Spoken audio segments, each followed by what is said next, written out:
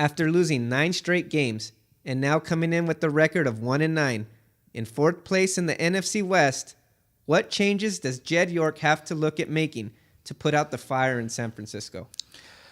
I mean, it's a dumpster fire over there right now, and it sucks personally to watch this over and over again. And the first change he has to make is with general manager. I mean, Trent Baalke kind of needs to go.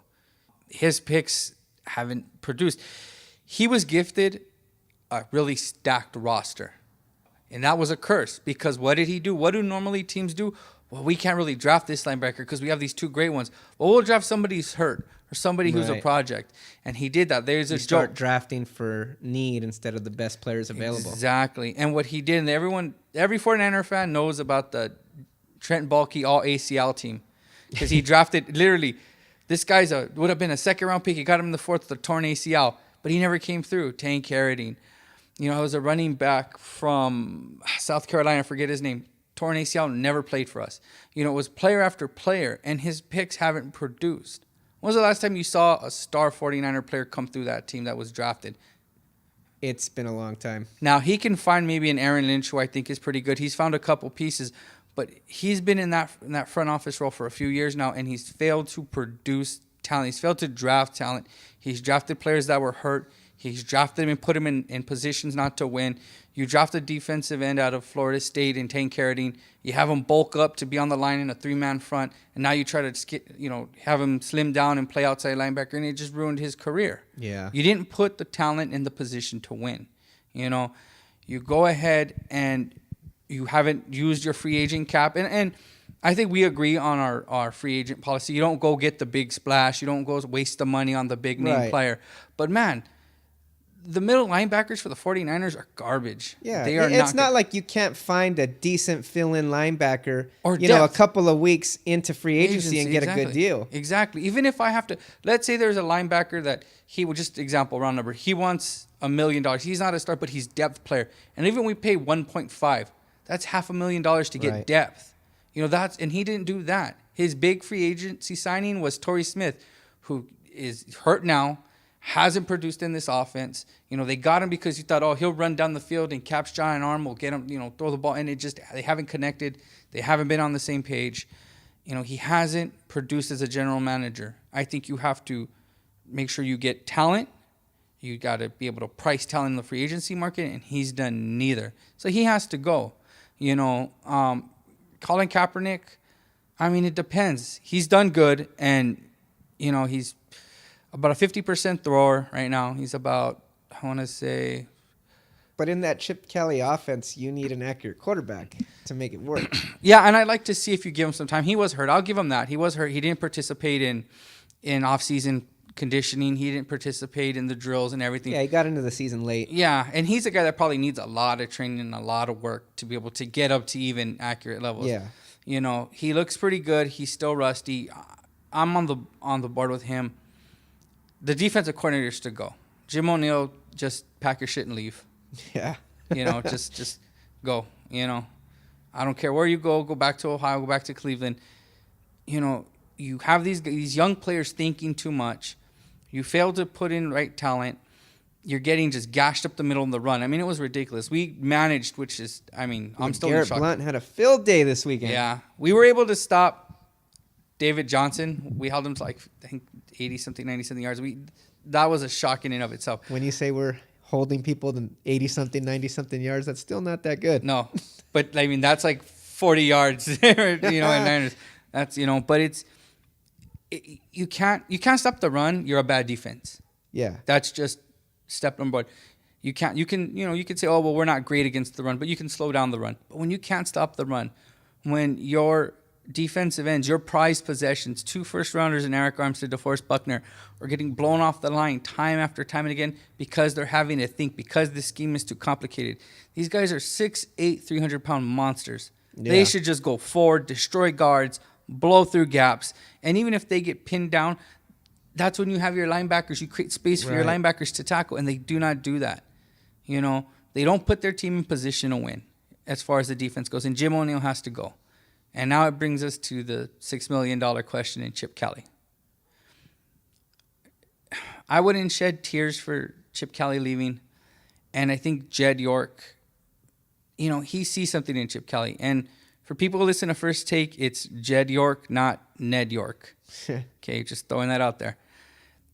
I think Jed York, he just wants so badly to be like his uncle, to be like Edward DeBartolo Jr. That's his dream, is to be him, to be like his uncle, to show that I can bring the next dynasty to the 49ers. And he looks at Chip. There's a lot of history to live up to. Yeah. So I mean, it's understandable. There's an argument I can place for another time where I like to argue that that's the greatest owner in all of sports. But I'll save that for another day. Yeah. Okay. Jerry Jones doesn't exist in this universe? Jerry Jones didn't have 5 Super Bowls in this existence. Now, see, he wants to be and when he sees Chip Kelly, in his mind, he's like, that's my Bill Walsh. That's my offensive genius, revolutionizing plays. He's going to get us our quarterback. He's going to bring this high-tempo offense. He wants to emulate what his uncle did, but what he fails to realize, and what's scary, is that he doesn't have that little block. He doesn't have what made Eddie DeBartolo great. Eddie DeBartolo was the guy that was down there after the games in the locker room handing out the towels. He was there. He loved his players. Right. You watch any documentary, watch the Football Life on him. In the locker room. And he loved them. And what was cool? He talked crap to Green Bay fans in the 90s. He'd get crazy with them. He'd get crazy with Dallas. He didn't care. He was fun. He was a fun owner. He was hard to work for. You hear stories from George Seifert and from Mariucci. He'd throw stuff at them. He was not easy to be around. But he had compassion. And I think Jed he comes from a place that he was kind of gifted this team. He was given the 49ers by his parents. Dr. John Norris and Denise DeBartolo gave him this team. You're the CEO. You run the 49ers. And I just don't see the sweat and tears that Eddie DeBartolo Jr. put in and why he valued it. So he just thinks that he has the model. In reality, he's so far away. And, he's looking to put his own stamp on the next part of this dynasty.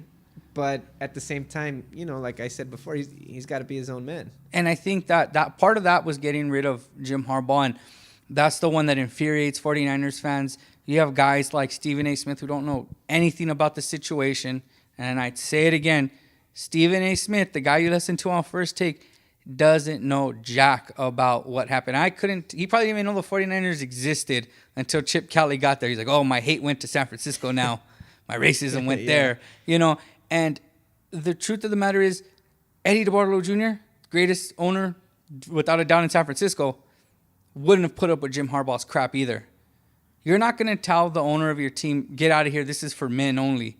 You think he would have put up with that? No, he'd have fired him too, And that's what people have to realize, and they have to just get past it. I know it was a great time, but it's over. It's done. He was a great coach. I think he was, but he crossed the boss. You were disrespectful to your front office. You're disrespectful to your owner. I don't care if you're Jerry Jones or Robert Kraft or Eddie DeBartolo or Jed York. You're not going to put up with that. Yeah, I see your point there, but you got to look at it. It was a big mistake, in my opinion, to let Jim Harbaugh go, because who did respect Jim Harbaugh, who did get along, and who did want to work with Jim Harbaugh were the players. And when the players want to play hard for their coach, the results show on the field. And the results showed when the San Francisco 49ers were in the Super Bowl a few years ago. Yeah. And me, better than anybody, as a Cowboys fan, know that, hey, we had a great coach named Jimmy Johnson that liked to belittle the owner and his knowledge of football on national television. He wanted all the credit. And those two, couldn't share the credit for building a dynasty, and Jerry Jones sent him packing. And that ruined our little dynasty. And I think that's what's happened very similar in San Francisco. Yeah, I mean, I agree. And the players will play for the coach. But at the end of the day, this isn't college football. And guys like Jimmy Johnson and Jim Harbaugh are great college because they don't have to respect the AD. They really don't. The AD is their immediate boss in college, and he can go worry about the budget for the women's tennis team or the men's lacrosse this or whatever. But when you're in the NFL, these owners have egos. These owners are owners of NFL. There's only 32 owners. Yeah. I mean, that's like second only to like a president. How many? There's only 32 in the whole world. And these men are them. They control these billion-dollar corporations, these billion-dollar franchises. And if you want to be successful, you have to understand that. You do, because you can be the greatest players, coach, and do all this stuff. Jim Harbaugh may come back in the NFL. And then he may just fade away again after 4 years because the owner's going to sit there and say, I'm tired of being talked to. No grown man's going to get talked to like that and be okay with it. You know, nobody. And it's, yeah, you see the products and you have to suffer. And the reason the 49ers suffered wasn't just that he left. It was that the people in charge were inept and they didn't put the right team. Look at all the retirements. And you're right. They may have saw, oh, Jim Harbaugh's leaving. I'm going to retire. Patrick Willis, Borland. You had Justin Smith. Right. Anthony Davis. We're all out the window as soon as Harbaugh Jim announced. Harbaugh's pet project in Colin Kaepernick just completely regressed. Right. You know. And it was a combination of things. Dallas was, I think, a different thing because it was a different era and they were able to load up and still be good. I think that if most of those players had stayed on the 49ers that I just mentioned, that they would still be pretty good. But the fact that Jim Harbaugh leaving, player retirements, the inability to put a coach when they hired Tom Sula that had any real head coaching experience or head coaching potential. You know, you want to get an offensive coordinator, I understand. But it was one bad mistake on top of another on top of another. But make no mistake about it that Jim Harbaugh didn't get shafted because you got to respect your owner. And as much as I'm not happy with Jed York right now, he's still the owner. I can't change that. All I can do is hope and pray that he's, just like he stumbled on Jim Harbaugh, that he stumbles on a good GM and we stumble on a great draft pick with the number 2 pick and we can rebuild this franchise. Yeah, but here's one thing I'd like to say before we end here. And you can keep hoping, or Jed York can take a look in the mirror and change his ways. And what I mean by that is this. You just said every owner has an ego, but I can point to a situation where the owner completely swallowed his ego and won a title. And maybe it's not in the same sport, but in basketball. The Cleveland Cavaliers were an abysmal, horrible franchise forever and ever. They drafted LeBron James. They didn't want to give him what he wanted. They didn't want to surround him with the players he wanted. What did he do? He shafted Dan Gilbert, won titles with the Heat. Dan Gilbert wrote that letter, put LeBron on blast, but what did he do? He swallowed his pride, and he signed him. And guess what else he did? He signed whoever LeBron wants. If LeBron says, sign this guy for $100 million, guess what happens? Dan Gilbert swallows his pride and gets it done. Why? Because he wanted that title. There's going to be an owner that is that hungry for a title, and he's going to swallow his pride, and he's going to take Jim Harbaugh on, and you can't argue with the results that wherever Harbaugh goes, winning happens. I agree, and it's hard to argue with that. I think basketball, I'll give you this last to close this out. Basketball, I mean, LeBron James is going to say, I'm going to go here, and you ain't going to say nothing about it. Dan Gilbert had no say in that matter. I don't think Dan Gilbert wanted to stay the owner of the Cleveland Cavaliers. He was going to take LeBron. I think at one point before the season's over, he will be the owner. And I do agree. And here's my thing. Here's where I meet you halfway.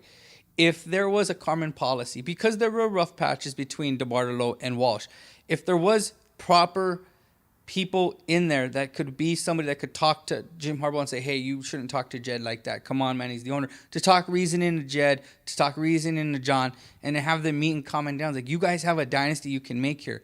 There was nobody there. And that goes back to the fact that there was a lack of competent people, even when Harbaugh was there, to keep that team going. And 49er fans are just paying the price right now. And it's horrible.